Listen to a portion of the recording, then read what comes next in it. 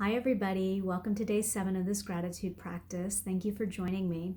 I hope you're beginning to find some time in your day to cultivate this feeling of being grateful for the things in your life and really trying to harness that feeling during those difficult times so that we can bring this energy into our life and really bring the magic so we can see it everywhere.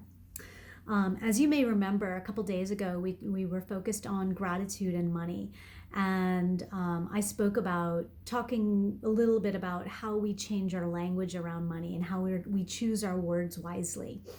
And yesterday's practice, we were talking about transforming situations which may seem unpleasant and cultivating gratitude for those things that we get out of these situations because there's always something to be grateful for.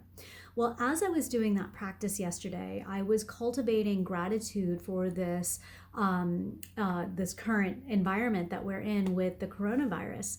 And I realized that I was not changing my language around the way I was referring to this virus, that I was referring to it as a pandemic or a situation and referring to it almost as a problem. And to be truthful, I'm not so sure that I see this as a problem. These are things that are happening in the world. We are so used to living our life our way and saying if something happens in some part of the world that's a problem over there, and while we may be conscious of it, we don't necessarily have to deal with it. And now what we are in is this global awakening. Like, we're in a situation where we're beginning to truly understand that how interconnected we are, and we're only going to begin to see this relationship because there's going to be things that happen down the line. Yes, once the virus is contained and once it's just contained and not a problem anymore, we are going to be dealing with some new situations as we look at our global supply chains, as we look at how we live, and things are going to change. So it's an awakening of an understanding of who we are and how we live and how we're interconnected. It's also an awakening of ourselves, our own powers, how we can take control of our life, and we don't have to let the world determine how we feel. It's also a time of a global reset. We're being forced to just stop, take that second and think and reflect and focus internally, focus on our families, focus on our local, personal environment that we're creating. Look at our community, look at the people who are living on the street, look at all the things that are in our community that we are not paying attention to. And it's also a time of global healing. I don't know if you've had some time to spend outside. I've been spending some time in our garden, and every so often we go and take a hike. It's really easy to take a hike and keep your distance from people, give them a nod, give them a smile, say hello, but not necessarily have to be interacting in close proximity and still interact with nature. I'm seeing so much wildlife. The earth is healing, and it's really beautiful. And this is something that maybe the earth needed. We've been saying that we should help the earth in some ways, and it is being helped by us not living the way we normally live. So there are other words that I can be using to describe this time period, and I'm empowering myself to view it in this way because this is what I truly believe, that this is a time for healing, for a reset, for introspection. I just wanted to share something that came up for myself with this practice.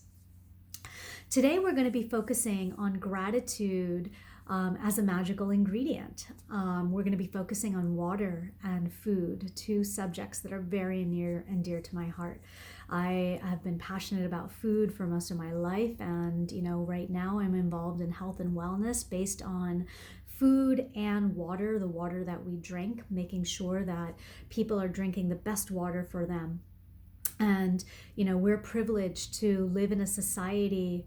For the most part, there are so many parts of this country that are struggling for this. Flint, obviously, where we have access to water, but we can improve the quality of our water. And it's really important, as those of us that are privileged to live a life in which we can think about these things, do the best to improve our health, because that way we can bring our services and our gifts to those in need and really be of service to this world.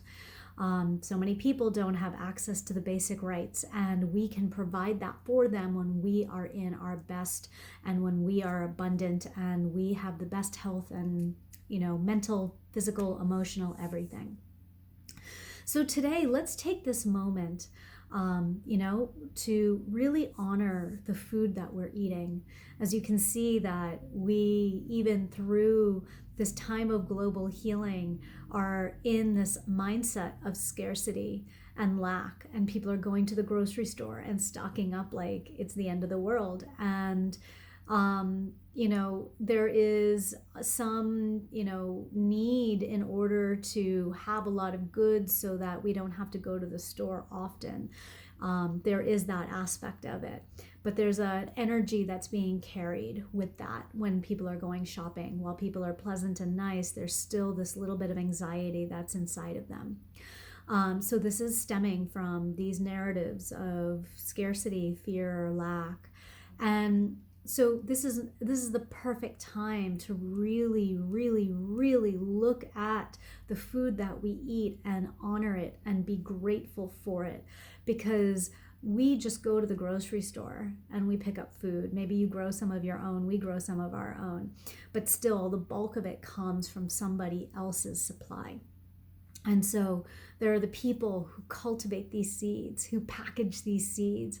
There are people who till the land and sow these seeds and grow these plants and watch and maintain these plants and vegetables and animals, and they take care of all of that.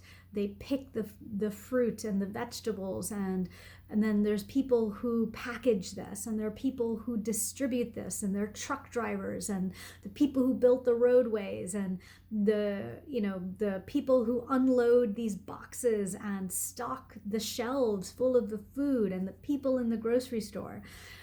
If you go to a restaurant, these are people then who are cooking and preparing this food for you. There are so many people involved in that food that you are eating that's keeping you alive, that's keeping you healthy, that's keeping you functioning. Where would we be without them? So we often are eating unconsciously. We eat very fast. Maybe we eat while we are doing something else, like watching TV or reading something, but very rarely these days do we take that time to really look at the food and honor it and thank all the hands that brought it to our plate and into our mouths. So, and that includes yourself, for feeding yourself in a way that your body needs to be fed. So today's practice is to be grateful for the food that we have and grateful for the food that you're eating.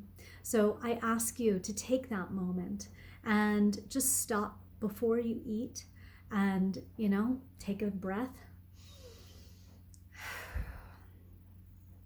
and give thanks for the food that you're eating and the water that you're drinking. Thank all those people that have provided this for you. And if you forget to do this and you remember later through the day, take that moment in that day and still give that thanks. When we give it before we eat, it reminds us to slow down and appreciate that food. And I believe that it does stimulate our body to react to that food and prepare our body for that food. When we can smell it and we can see it and we think about it and we give it that respect and attention, the saliva starts to build in our mouth, which has the enzymes that are needed to digest. Our stomach is preparing. Our body is preparing for that digestion. So let's take a moment and let's go back to that time of being slow with food and really truly enjoy it and be grateful for it. And as always, try to keep the practice up of the 10 things that you're grateful for. And at night, the one thing that you are grateful for in that day, so that we may continue to cultivate this feeling of gratitude and realize how abundant our lives are. I wish you a wonderful day, and I'll talk to you tomorrow. Thank you.